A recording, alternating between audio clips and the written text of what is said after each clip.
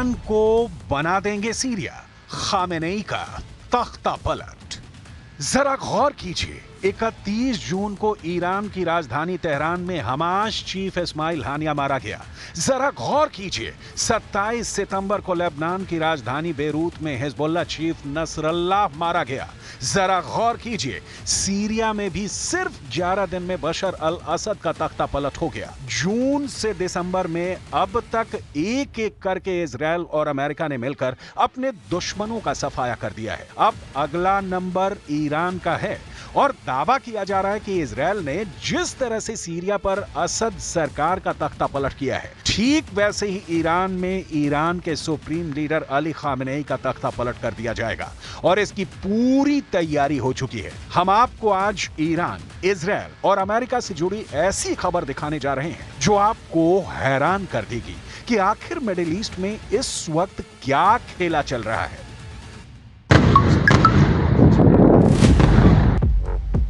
शिया मुल्क ईरान के बुरे दिन खत्म होने का नाम नहीं ले रहा है।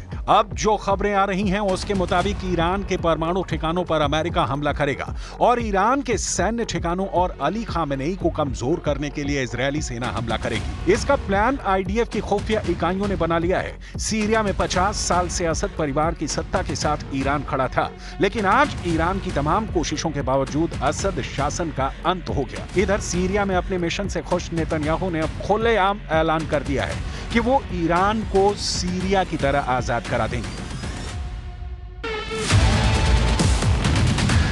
एक वीडियो संदेश में इजरायल के प्रधानमंत्री नेतन्याहू ने ईरान को सीरिया बनाने की कसम खाई है। नेतन्याहू ने साफ कहा है कि जिस तरह से असद परिवार के शासन से सीरियाई नागरिक दुखी थे, ठीक उसी तरह से सुप्रीम लीडर खामेनेई और ईरान की मौजूदा हुकूमत से ईरानी नागरिक दुखी हैं। नेतन्याहू ने कहा कि जैसे हमने सीरिया से असद सरकार का पतन कर दिया है, ठीक वैसे ही हम ईरान में करेंगे, जहां का सत्ताधीश ईरानी लोगों पर जुल्म ढा रहा है। नेतन्याहू के इस वीडियो संदेश को लेकर ईरानी मीडिया का कहना है कि नेतन्याहू ईरानियों को उकसा रहे हैं और इस्लामिक गणराज्य के शासन के खिलाफ असंतोष भड़का रहे हैं, जो इजरायल का कट्टर दुश्मन है। इजरायल के प्रधानमंत्री बेंजामिन नेतन्याहू ने अपने वीडियो संदेश में साफ तौर पर कहा कि ईरान के इस्लामी शासन का पतन करीब है। नेतन्याहू ने यहां तक कहा कि ईरानी सत्ताधीशों ने असद को बचाने के लिए 11 दिनों में $30 बिलियन से ज्यादा खर्च किए, लेकिन असद शासन का अंत हो गया। इसी तरह से अब ईरान में इस्लामी शासन का पतन होगा। People of Iran, as we see history unfold before our very eyes, I can only imagine what you're feeling right now.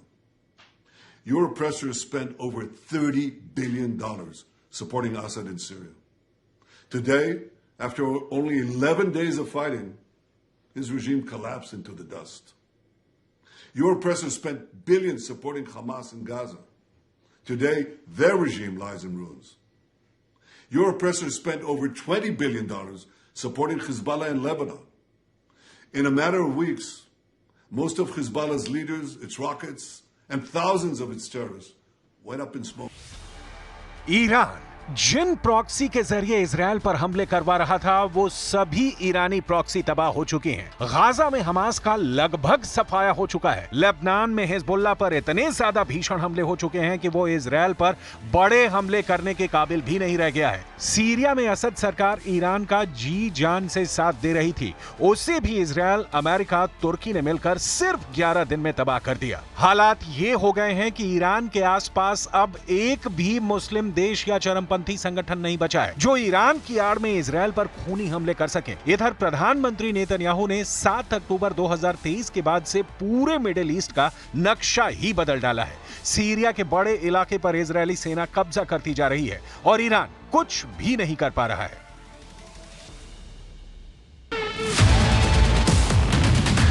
जरा ये वीडियो देखिए। ईरान की राजधानी तेहरान से 11 दिसंबर 2024 को एक वीडियो सामने आया है जिसमें ईरान के सुप्रीम लीडर इजरायल और अमेरिका पर भड़कते हुए साफ कह रहे हैं कि सीरिया में असद सरकार के पतन के पीछे इजरायल और अमेरिका का सीधा हाथ है। खामेनेई का चेहरा देखकर ऐसा लग रहा है कि जैसे वो हारी हुई बाजी लड़ रहे हैं। अब आप ये भी जान लीजिए कि इस वक्त सीरिया से लेकर पूरे मिडिल ईस्ट में क्या हालात चल रहे हैं और क्यों सीरिया के हालात देखकर ईरान बुरी तरह से घबरा गया। जो तस्वीरें सीरिया के गोलान हाइट्स और दूसरे इलाकों से आ रही हैं, उसमें साफ देखा जा सकता है कि इस वक्त इजरायली सेना ने गाजा और लेबनान की बजाय सीरिया पर भीषण हमले शुरू कर दिए हैं। इजरायली हमलों से जुड़ी कुछ तस्वीरें तो ऐसी हैं जिन्हें देखकर फ्रांस, जर्मनी और ब्रिटेन तक चकरा गए हैं। फ्रांस ने तो यहां तक कह दिया है कि इजरायली सेना को सीरियाई इलाकों से तुरंत निकल जाना चाहिए, जबकि जर्मनी और ब्रिटेन ने इजरायल से कहा कि वो सीरिया पर हमला करने में संयम और सावधानी बरतें। लेकिन हैरानी की बात तो यह है कि इस वक्त इजरायली प्रधानमंत्री नेतन्याहू किसी की भी बात नहीं सुन रहे हैं और पूरे सीरिया पर हमले कर रहे हैं। जरा देखिए इजरायली सेना ने सीरिया का क्या हाल किया है।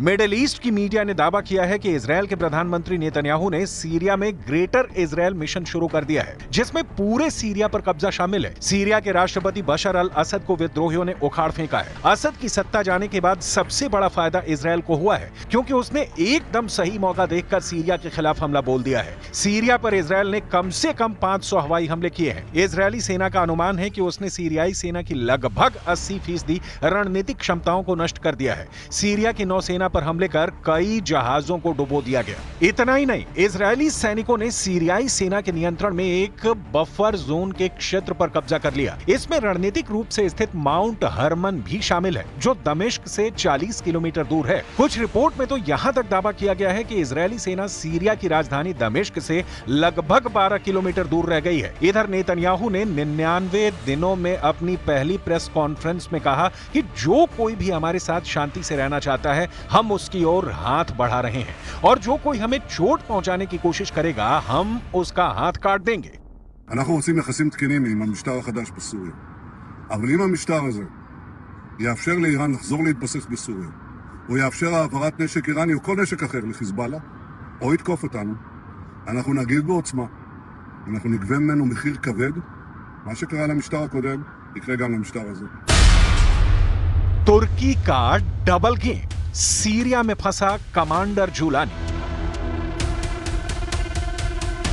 हैरानी की बात तो यह है कि सीरिया के असद परिवार का पतन करने वाला इस्लामिक चरमपंथी संगठन हयात तहरीर अल शाम यानी एचटीएस भी इजरायली हमलों के सामने बेबस नजर आ रहा है। कुर्द लड़ाकों को बेरहमी से मारने वाला कमांडर अबू मोहम्मद अल जूलानी भी समझ नहीं पा रहा है कि इजरायली सेना से कैसे मुकाबला किया जाए, क्योंकि तुर्की ने अब कमांडर जूलानी के साथ ऐसा खेला कर दिया है जिसकी वजह से सीरिया में हयात तहरीर अल शाम यानी एचटीएस बुरी तरह से फंस गया है। यानी तुर्की अब हयात तहरीर अल शाम का साथ देने को तैयार नहीं है, क्योंकि इजरायल ने अमेरिका पर दबाव बनाया है कि अगर सीरिया पर हयात तहरीर अल शाम यानी एचटीएस की सरकार आई तो पूरे मिडिल ईस्ट में आईएसआईएस की तरह हमले होंगे और कमांडर जुलानी दूसरा बगदादी साबित होगा। जरा 42 साल के कमांडर अबू मोहम्मद अल जूलानी की ये नई तस्वीरें देखिए। सीरिया की राजधानी दमिश्क में अल शफीई मस्जिद से निकलते वक्त कमांडर जुलानी थोड़ा तनाव में दिख रहा है। इसके पीछे की सबसे बड़ी वजह यह है कि अचानक तुर्की अमेरिका ने एचटीएस से दूरी बनानी शुरू कर दी है। खुद कमांडर जुलानी ने मीडिया के सामने बोलते हुए जो कहा वो दिखाता है कि अमेरिका, तुर्की और इजरायल मिलकर सीरिया में बड़ा खेल शुरू कर चुके हैं। المعركة أخواني كانت يعني صحيح أنتم شاهدتم سهل، لكن هذه أعد لها الكثير يعني، والحمد لله الله عز وجل من علينا، وكنا نحن يعني أضعف من العدو بكثير، لكن السلاح الذي قاتلنا به هو سلاح تصنيع محلي. نحن يعني بذلنا جهد كبير حتى يعني ملكنا هذا السلاح من عرق جبين، حتى المال الذي أنفقناه هو من عرق جبين. अब सवाल उठता है कि ईरान ऐसे हालात में क्या करेगा। अभी तक जो खबरें सामने आई हैं उसके मुताबिक ईरान सीरिया में बुरी तरह से फंस गया है और सीरिया में मौजूद कमांडर जुलानी इजरायली, अमेरिका और तुर्की के जाल में फंस चुका है। और यह भी सही है कि ईरान का अरब के ज्यादातर देश साथ देने को तैयार नहीं है। इजरायल कबूल है कमांडर जुलानी का दुश्मन अरब वर्ल्ड। अब सवाल उठता है कि अगर कमांडर जुलानी को तुर्की या फिर किसी और देश भागना पड़ा या फिर इजरायली सेना से सीधी जंग करनी पड़ी, तो क्या मिडिल ईस्ट के अरब और मुस्लिम देश हयात तहरीर अल शाम यानी HTS का साथ देंगे? इसका जवाब है मौजूदा हालात को देखते हुए हयात तहरीर अल शाम यानी HTS का साथ ना तो अरब और मुस्लिम देश देने को रत्ती भर भी तैयार है, बल्कि अरब और मुस्लिम देश अमेरिका पर भड़क रहे हैं कि वो हयात तहरीर अल शाम यानी HTS को सीरिया में भस्मासुर बनाने में क्यों लगा है।